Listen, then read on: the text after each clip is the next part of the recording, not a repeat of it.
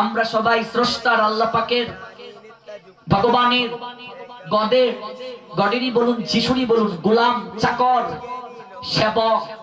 চাকরের কর্তব্য মনিবের সেবা করা, মালিকের সেবা করা, মালিকের হুকুম পালন করা। যারা মালিকের হুকুম পালন করবে না শাস্তি পেতে হবে তাদেরকে।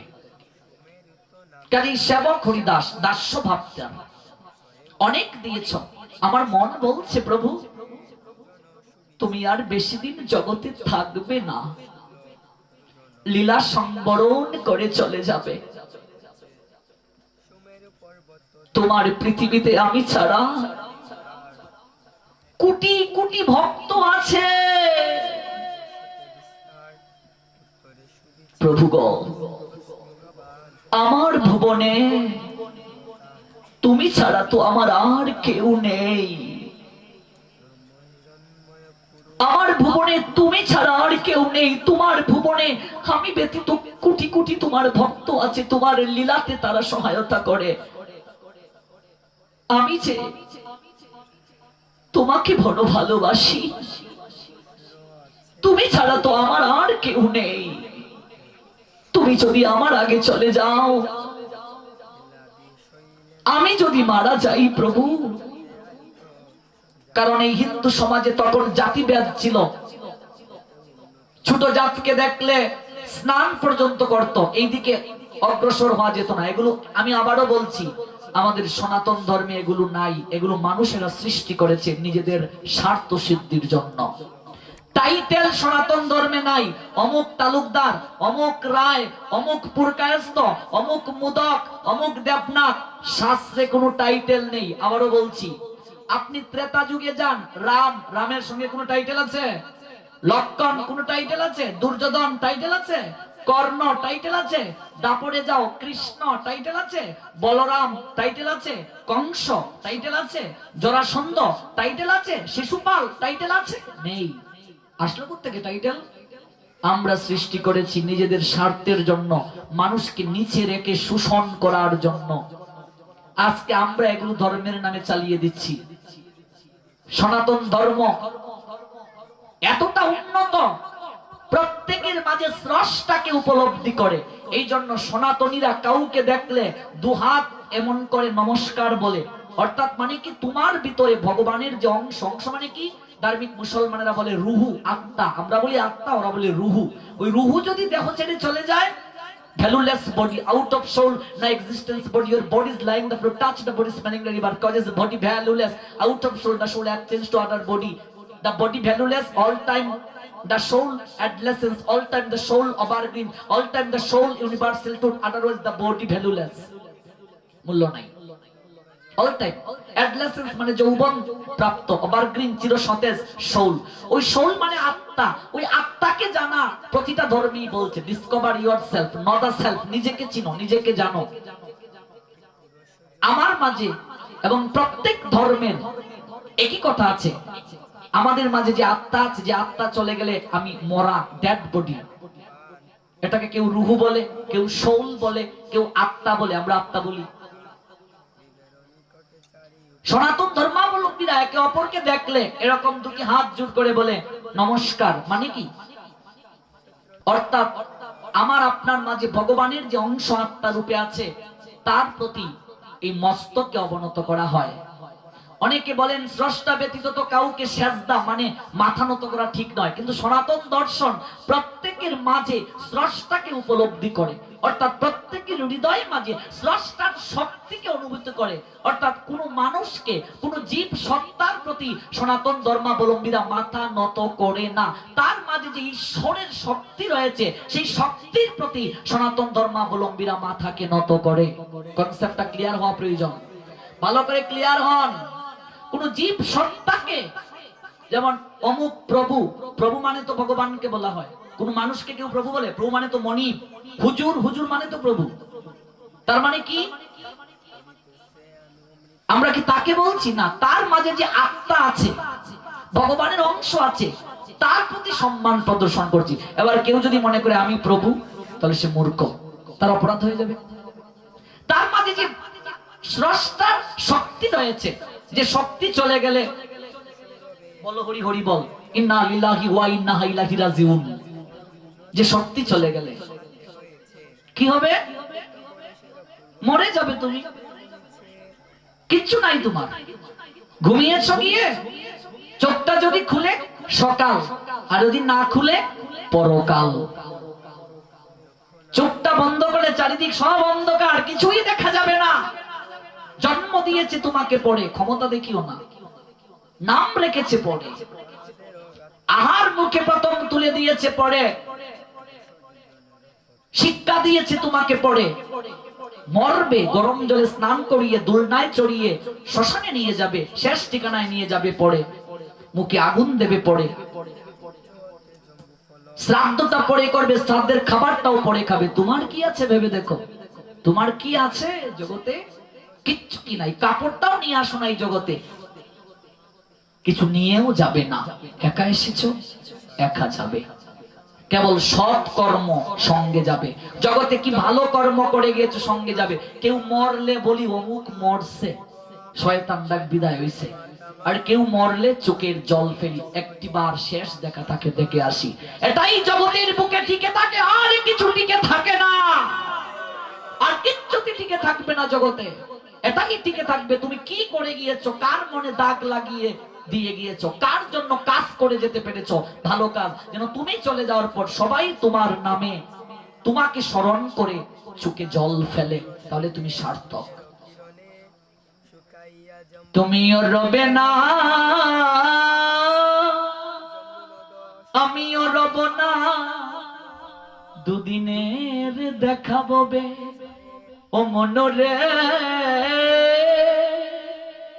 তুমিও রবে না, আমিও রব না, দুদিনের দেখা ববে। ভালো করে প্রেম দিয়ে যাও, জগতে তাহাই অমর হবে। ভালো আচরণ করে যাও, জগতে অমর হবে।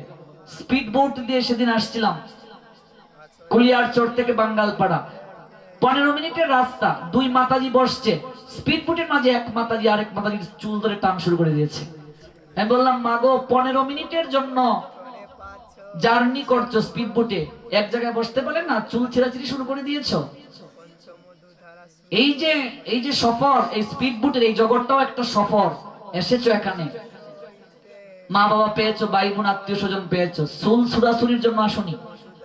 কথাটা খুব লেগেছে। তারপর বলেছে, না আমরা তো ঠিক করিনি। 15 মিনিটের রাস্তা, এক জায়গায় বসে দুইজন এক গড়ে চুল ধরে ছিঁড়াছিড়ি শুরু করেছে। অসম্ভব, আশ্চর্য হলাম। 2 দিনের জগতে এই ভাই রে ভাই, কি দরকার আছে এতগুলো করার? রাত্রে ঘুমালে, সকালে চুপ না করলে শেষ তো। আরে তো নাটক। আজকে হরিদাস বলছেন, তুমি চলে গেলে আমি অস্পৃশ্য, জগতে আমাকে নিচু বলে, আমাকে নিচু জাত বলে। যদিও ধর্মে নাই, বারবার বলছি, সমাজের মানুষ সৃষ্টি করেছে। তুমি চলে গেলে আমার দেহটা কেউ স্পর্শ করবে না, ও প্রভু। তাছাড়া তুমি যদি আগে চলে যাও আমার, আমি সেই দৃশ্য দেখতে পারবো না। এক বাঞ্ছা হয় মোর, বহুদিন হইতে লীলা সম্বরিবে। ও প্রভু গো, মুরলয় চিত্তে সেই লীলা প্রভু মুরে কবু না দেখাইবা। আপনার আগে মুর শরীর পারিবা, আমি সেই লীলা নয়নে দেখিতে পারব না। তুমি যে আমাকে ছেড়ে চলে যাবে, আমি সেটা দেখতে পারবো না। তাই আমার ইচ্ছা প্রভু, আমি যেন তোমার আগে জগৎ থেকে চলে যেতে পারি। জগতে যাই করব মা, প্রার্থনা করো, প্রেয়ার আমরাকে বলি, ত্রিসন্ধ্যা। ধার্মিক মুসলমানরা বলেন নামাজ 5 ওয়াক্ত করে। যাই করো, এগুলো তো কেবল কাজ করে যাচ্ছ, হিসাব তো ময়দানে হবে, সেই জায়গায় হবে। কতটুকু করেছো? বাটপারি, ঠক, যতই কিছু করো ভালো কাজ, সেই জায়গায় হচ্ছে হিসাব। পরীক্ষা সেদিন হবে, যত কিছু আমরা করে যাচ্ছি জগতের বুকে, হিসাবটা সেই জায়গায় হবে। 3 দিন বিছানায় যদি আমি পড়ে থাকি, আদরের ছেলেটা 4 দিন পর আর আদর করে বাবা বলে ডাকবে না। একেশ পাকবে দাঁত, নড়বে সম্বল, হবে তোমার লাঠি, আর পুত্র পরিজন সকলে বলবে এই জঞ্জাল মরলে বাঁচি। মরলে বাঁচি, মরে না কেন? ও প্রভু, আমি এই দৃশ্য দেখতে পারবো না, আমি যেন তোমার আগে চলে যাই। কিভাবে চলে যাব? প্রতিটা মনুষ্য জীব কেমন করে শেষের দিনে যাবে? আজ হরিদাস শিক্ষা দিচ্ছেন, নাম প্রেমের আশ্রয় নিলে ভগবান কি প্রতিদান দেন, হরিদাসকে দিয়ে দেখালেন। সেই লীলা প্রভু মোরে কবু না দেখাইবে, আপনার আগে মোর ও প্রভু গো শরীর শরীর পারিবা, হৃদয়ে ধরিব তোমার কমল চরণ, নয়নে দেখিব তোমার ওই চাঁদ বদন, জিহ্বায় উচ্চারিব তোমার কৃষ্ণ চৈতন্য নাম, এই মতো মোর ইচ্ছা ছাড়ি মুপরা। প্রভু, আমার শেষের দিনে, যেদিন জগতের বুকে সবাইকে ছেড়ে একা একা অন্ধকার জগতে রওনা দিতে হয়, যাত্রা করতে হয়, সবাই তোমাকে ঘিরে থাকবে, কিচ্ছুটি করার অধিকার সেদিন তাদের থাকবে না। চারিদিক থেকে তোমাকে দেখবে, ওরা কাঁদবে, হাউতাস করবে। সন্তান হলে বাবা বলে কাঁদবে, মা বলে কাঁদবে, আত্মীয় স্বজন যে যে নামে ডাকে তা বলে কাঁদবে, কিন্তু কিচ্ছুটি করার সেদিন উপায় থাকবে না। এই দিনটা যেদিন প্রত্যেকের জীবনে হয়, যারা বন্দেগিরি করে, ইবাদত করে, স্রষ্টার আরাধনা করে, dedicate highest dignity all power supreme God Krishna, omnipotent maker Krishna, তাদের ভয় নেই। এখানে শাস্ত্র অভয় দিয়েছেন, প্রভু আমি নয়নে যেন তোমার চন্দ্র বদনটাকে দর্শন করতে পারি, আমার এই যে বক্ষ, বক্ষের মাঝে যেন তোমার কোমল চরণ, দুটি চরণকে স্থাপন করতে পারি। এই জিহ্বা দ্বারা দেখবেন আমাদের সনাতন ধর্মাবলম্বীরা মরার সময় বলে, গো নামটা কানে দিয়ে দাও। নাম কানে দিলে কি এই সময় সবার সেন্স থাকে? দোয়া দরুদ পড়ে শেষের দিনে যেতে পারি, কয়জনের সেন্স থাকে? জীবন দশা অভ্যাস না করলে সেন্স থাকবে? এই জিহ্বা দ্বারা যেন স্রষ্টার নাম নিয়ে যেতে পারি, তোমার নামটা নিয়ে যেতে পারি, প্রার্থনা আর কিছু নয়, এটাই প্রার্থনা। জিহ্বায় উচ্চারিব শ্রীকৃষ্ণ চৈতন্য নাম, এই মত মোর ইচ্ছা, ও প্রভু গো আমি ছাড়িব পরাণ। আমি এইভাবে প্রাণ ত্যাগ করতে চাই। তুমি স্বতন্ত্র ঈশ্বর, তুমি যদি কৃপা করো তাহলে আমার শেষের দিনটা ভালো হবে। ভগবান ভক্তকে ছাড়তে চায় না গো। এই যে আনন্দ মেলা 4 দিন ব্যাপী হলো, আগামীকাল 8টায় শেষ, সাদের হাট ভেঙে যাবে। ভগবান ভক্তকে ছেড়ে থাকতে পারেন না। ভক্ত আছে বলেই ভগবান আনন্দ পান। আজ ভক্ত ভগবানের কাছে প্রার্থনা করছে, প্রভু আমি যেন তোমার আগে চলে যেতে পারি, নয়নে তোমার রূপ দর্শন করে, বক্ষে তোমার চরণ স্থাপন করে, জিহ্বায় তোমার নাম উচ্চারণ করে। তুমি আমাকে এই কৃপা আশীর্বাদ করো। গৌর হরি মহাপ্রভু বললেন, হরিদাস, ও হরিদাস, তুমি আমাকে ছেড়ে চলে যেতে চাইছো না? বুঝেছি হরিদাস, আমি হয়তো তোমার যোগ্য নই। ভগবান বলছেন, হয়তো আমি তোমার যোগ্য না, নইলে আমাকে ছেড়ে কেন যেতে চাও? তুমি শুধু দেখলে আমাকে ছেড়ে তুমি চলে যেতে চাও, আমি চলে গেলে তুমি সহ্য করতে পারবে না। তুমি কি কখনো ভেবেছো তুমি যদি চলে যাও আমি কি করে থাকবো? আমি কি করে থাকবো? হরিদাস বলছেন, আমায় নয় কীট যদি মরে গেল, এই পৃথিবীর কাহানি হইল। আমার মতো একটা পিঁপড়া যদি চলে যায় জগৎ থেকে, কোনো ক্ষতি হবে না। দেখবেন কোন মহামনীষী যদি জগৎ থেকে চলে যায়, দেশপ্রেমিক যদি জগৎ থেকে চলে যায়, দেশের ক্ষতি হয়ে যায়। উনি থাকলে আরো উপকার হতো। আর আমার মতো একজন মানুষ চলে গেলে কি ক্ষতি হবে জগতের? মহাপ্রভু সেদিন কিচ্ছুটি বলেননি, উত্তরটা দিয়েছিলেন পরবর্তীতে। আমায় নয় কীট যদি মরে গেল, পৃথিবীর কাহানি হইল।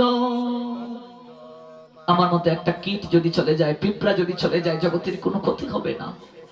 চরণে জড়িয়ে ধরে বলছে, তুমি আমাকে বঞ্চিত করো না প্রভু, তুমি ইচ্ছে করলে আমার ইচ্ছে পূরণ হবে। মহাপ্রভু ইচ্ছে পূরণ করলেন। প্রাতকালে ঈশ্বরে দেখি